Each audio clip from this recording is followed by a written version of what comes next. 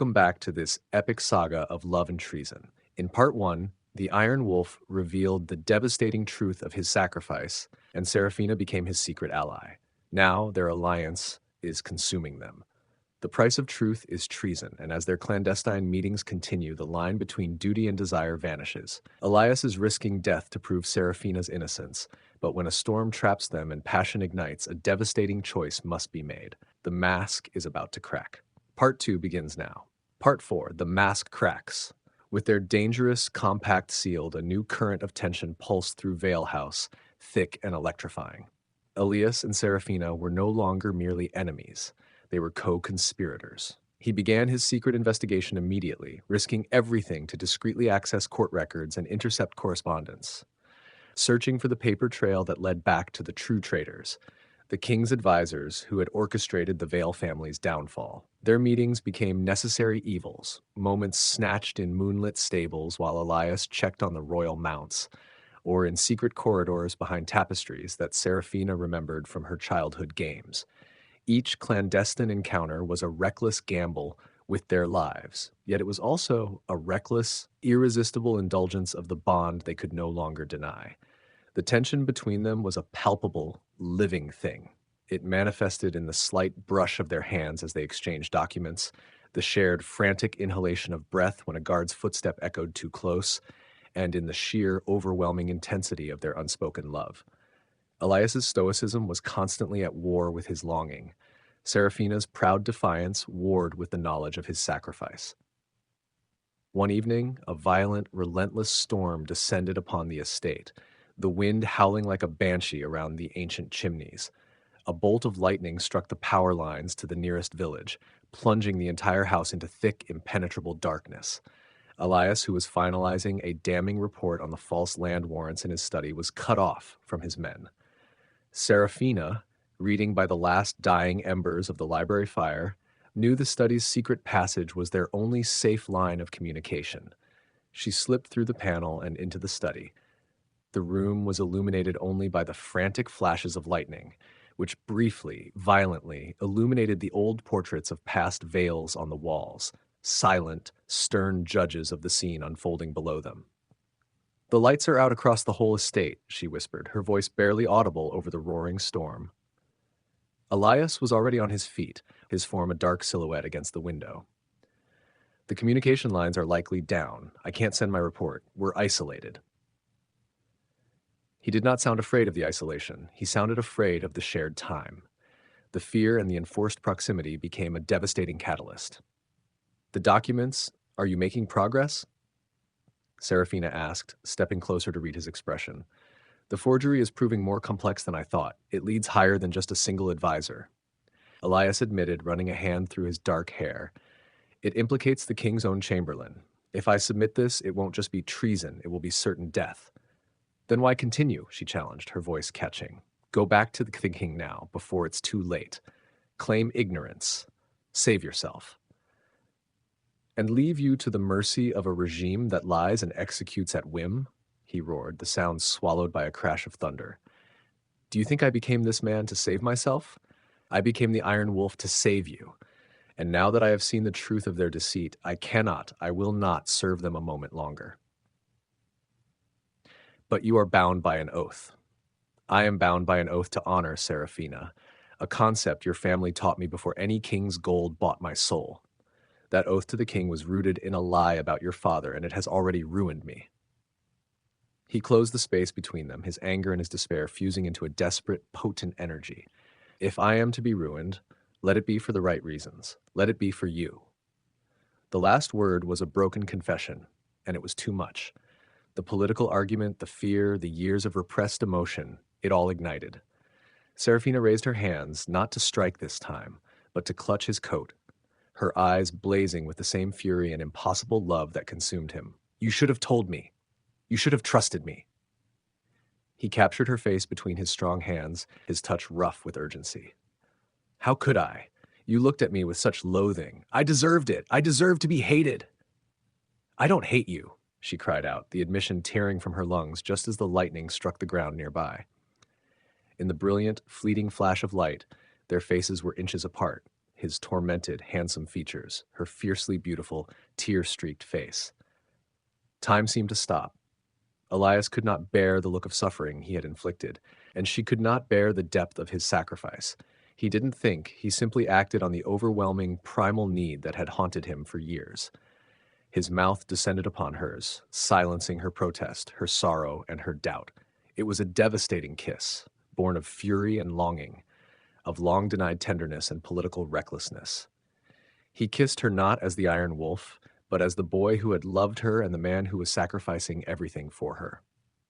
It was a kiss that demanded forgiveness, offered salvation, and sealed their fate. Seraphina responded with a desperate intensity equal to his own, pouring years of anguish and suppressed devotion into the moment. The storm raged outside, mirroring the chaos they had unleashed. The kiss ended, leaving them both shaking, breathless, and fully exposed. They were standing in the aftermath of a devastating act of intimacy, one that defied law, duty, and history. They were no longer political rivals. They were lovers bound by treason. But dawn always follows the storm. With the early gray light came the sound of riders, not Elias's usual company, but a fresh contingent, their pace urgent and purposeful. A messenger, soaking wet and grim-faced, dismounted on the gravel. Elias moved to the window, his expression hardening back into the Iron Wolf's mask, a fraction too late. The messenger carried a king's order that chilled the study. It was addressed to Lord Drayke. The king had been alerted to Seraphina's suspicious movements and the strange delays in the inventory. The messenger accused Seraphina of plotting an escape and attempting to steal back the confiscated documents. The decree was brutally simple. Elias was ordered to bring Lady Seraphina Vale to the capital under full guard and in chains to face the king's immediate justice. Seraphina stared at the official writ, the horror seeping into her bones. The kiss, the confession, their shared moment of truth, it had all been reduced to a cruel setup. Elias crumpled the order in his fist, his face a mask of stone. He met Seraphina's gaze, a look that pleaded for understanding, forgiveness, and the patience to survive. He turned to the messenger, his voice resuming the cold, sharp authority of the Iron Wolf. "She will be prepared. Secure the chains." He obeyed publicly. But as his eyes held hers across the distance of the room, they begged her forgiveness, promising a private, terrible fight he was now bound to wage on her behalf in the court of her enemy.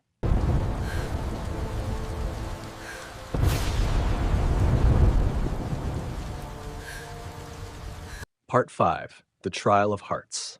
The journey to the capital was a nightmare of public humiliation. Bound by cold steel and escorted by the very men Elias now commanded, Lady Seraphina Vale entered the king's city, her head held high, a beacon of defiant dignity amidst the spectacle of her disgrace. Elias rode at the head of the company, a figure of icy, unapproachable authority, never once meeting her eyes, yet his presence was a constant, suffocating promise of both protection and cruelty. The capital was a buzzing hive of gossip and anticipation. A trial of a noble house, especially one involving the feared Iron Wolf, was irresistible drama.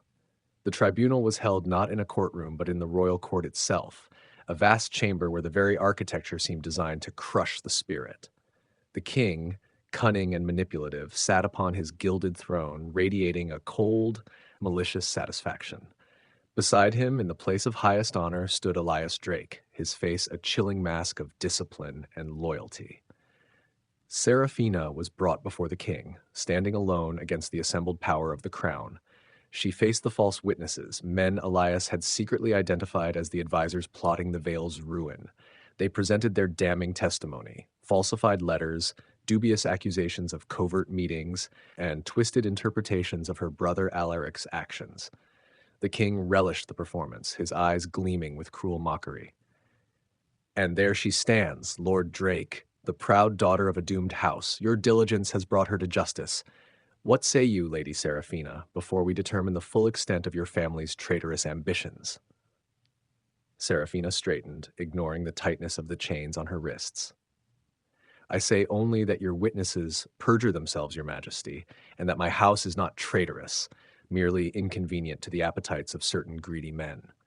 She glanced briefly at Elias, her heart heavy, remembering the devastating kiss and the silent plea in his eyes. She understood his position, but seeing him stand silently beside her enemy was a physical torment. Elias, standing sentinel beside the throne, was a statue carved of granite, yet inside, a storm was raging. He watched Seraphina, her pale skin against the harsh gray of her simple gown, the fire in her eyes despite the chains, and every lie he had lived, every sacrifice he had made, rose up to choke him. He had chosen power to save her, but now that power was condemning her.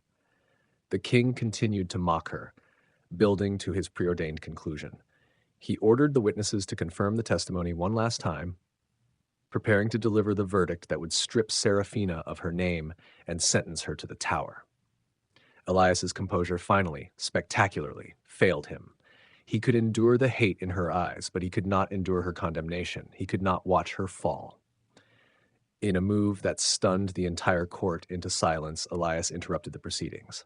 "Your Majesty," his voice rang out, clear and steady, cutting through the king's self-satisfied pronouncement.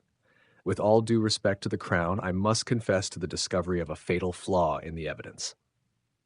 The king's smile vanished, replaced by a look of sheer, enraged disbelief. "Flaw? Lord Drake, have you lost your mind?" Ignoring the king's wrath, Elias stepped away from the throne, planting himself in the center of the court. He produced the forged documents he and Seraphina had analyzed in the library, along with his own meticulously compiled report. The letters presented as evidence of treason were expertly forged, Your Majesty. I have cross-referenced the script with that used by the royal chamberlain, Lord Ashwell, in his private correspondence. The ink composition and the seals are identical. Lord Ashwell, not Lord Alaric Vale, is the true perpetrator of this conspiracy. He has used the charge of treason to manipulate the seizure of the Vale lands for his own financial gain, knowing the Vales lack the power to defend themselves. A gasp swept through the court.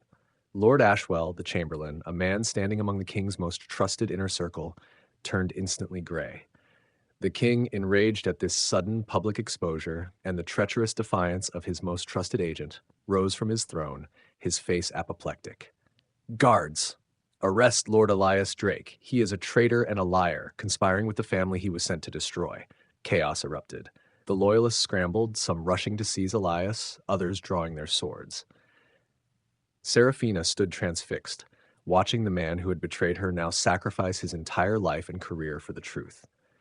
As the guards surged forward, Seraphina's years of quiet observation paid off. Her childhood had been spent exploring the ancestral homes and castles of her peers. She remembered the whispered stories of a secret tunnel network beneath the palace, built generations ago for royal escape.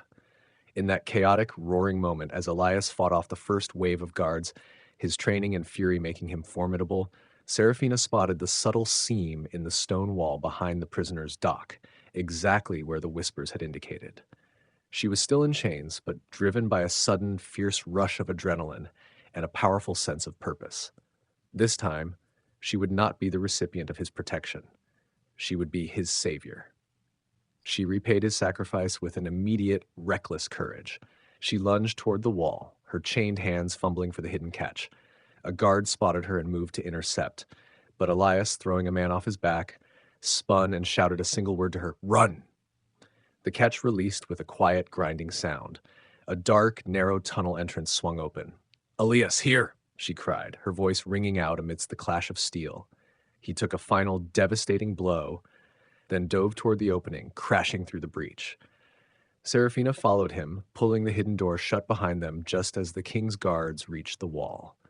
The latch slammed home, plunging them into absolute, suffocating darkness. They stumbled down the rough stone passage, the clamor of the royal court muffled above them.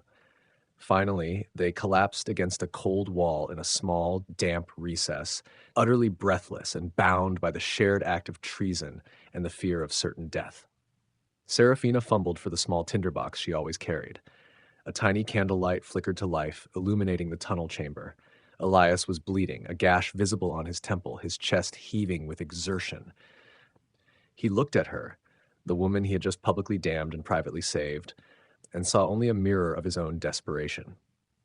He reached out, his hand shaking, and gently touched her still chained wrist. "Seraphina, I am sorry."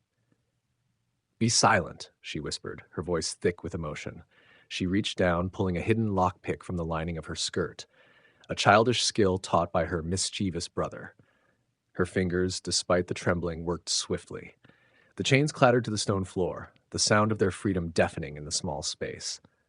She looked into his eyes, a depth of emotion passing between them that transcended all pain and betrayal. She was no longer furious, she was simply, purely resolute. "You protected me once, Elias," she whispered in the candlelit moment before they had to move, their faces mere inches apart, their breath mingling in the cold air. "Let me return the favor." Your Majesty, this evidence proves her innocence. Silence! Guards, take him to the tower. Part 6. The Promise Remade. The secret tunnels carried Elias and Seraphina far from the palace and the king's immediate fury. They emerged into the anonymity of the city's underbelly, two ghosts fleeing the consequences of truth. For weeks, they were shadows, relying on the tenuous network of contacts Elias had cultivated in his years as a commander, men loyal to him, not to the crown's corruption. During this time, the kingdom began to feel the shift. The Iron Wolf's shocking defection and his revelation of the Chamberlain's corruption had sent a seismic shock through the royal court. Rumors spread like wildfire, whispers of a rebellion in the north fueled by the king's treachery, and of Lord Drake, the disgraced commander, now an outlaw, fighting for a truer justice. The king's reign, suddenly exposed as fragile and deceitful, began to weaken. Their flight was cut short when, in a skirmish with royal scouts near the coast, Elias sustained a serious injury. Bleeding and feverish, he managed to guide them to the one place he knew would offer sanctuary, a remote, humble cottage once owned by a former servant of the Vale House, its location known only to Seraphina's mother. Seraphina, now hidden and safe, tended to the wounded Elias. The cottage was small, damp, and sparse, a far cry from the velvet and marble of Vale House. Yet here, in the quiet, simple necessity of tending his wounds, their relationship stripped away all pretense of political conflict. She was his nurse, his confidant, his fierce protector, and he, for the first time in years, was merely Elias, vulnerable and reliant. One cool, late afternoon, Elias finally woke from his fever, the danger past. Seraphina was sitting beside his rough cot, mending his torn, dark coat by the light of a single tallow candle. He reached out, his hand weak, and covered hers. "Seraphina." She turned, her face weary but alight with relief. "You should rest. The fever has broken." He held her gaze, the depth of emotion in his eyes overwhelming. "I can no longer serve the crown," he stated, his voice raspy but firm, a final declaration of loyalty. "The oath is broken, the price paid. The man who commanded me to destroy you is now my enemy. I have nothing left." He looked away, his shame a physical thing. "I lost my honor, my career, and your trust, all for a hollow promise. You have every right to send me away, to despise me for the man I became." Seraphina did not speak immediately. She withdrew her hand and gently placed the mending on the cot. She looked at his face, at the visible scars of his battle, the physical wound on his shoulder, and the deeper psychological wounds that had twisted him into the Iron Wolf. She saw the true man beneath, the boy who had once promised her the world. She reached out and traced the fierce, handsome line of his jaw. Her eyes, filled with the silence and tears that had replaced her rage, told him everything he needed to know. Her gesture, her simple, profound presence, was the forgiveness he had craved and feared he would never receive. It was a redemption earned not by words, but by blood, sacrifice, and shared peril. "You came back, Elias," she finally murmured, her voice thick with unshed tears. "When the choice was between your life and my justice, you chose to give me the truth.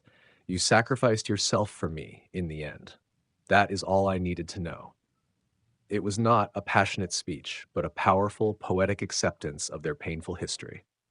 The sun, having been hidden by weeks of winter clouds, finally broke through the small cottage window, casting a dusty, golden rectangle onto the floor. Elias rose, wincing but steady, and reached for her hand. "We cannot stay here. They will find us," he said, his old command structure returning, but this time it was directed toward their shared survival. "The rebels are gaining ground. We must reach the northern territories. We have resources there. We have a chance." Seraphina nodded, gathering her few precious belongings. She was leaving behind the ruins of her old life, but she was stepping into a future built on truth and fire.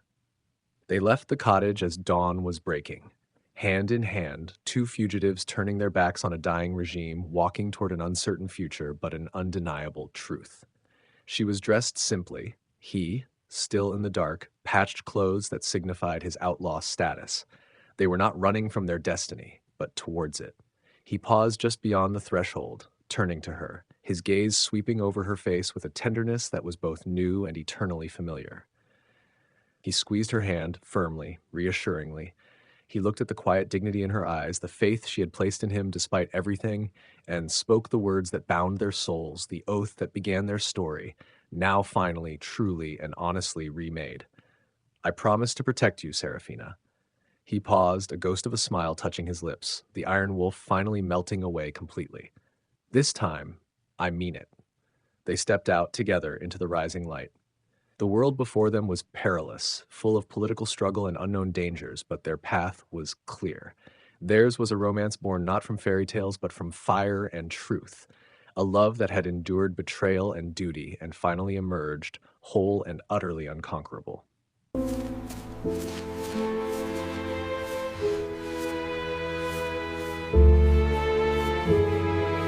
They walked out into the light, hand in hand, no longer defined by the world's judgment, but by the fierce, resilient truth of their love. Elias and Seraphina's saga is a testament that the most enduring promises are often forged, not in peace, but in fire. Thank you for joining us on this intensely emotional journey through the royal court, devastating betrayal, and triumphant redemption. If this story stole your breath, please let us know.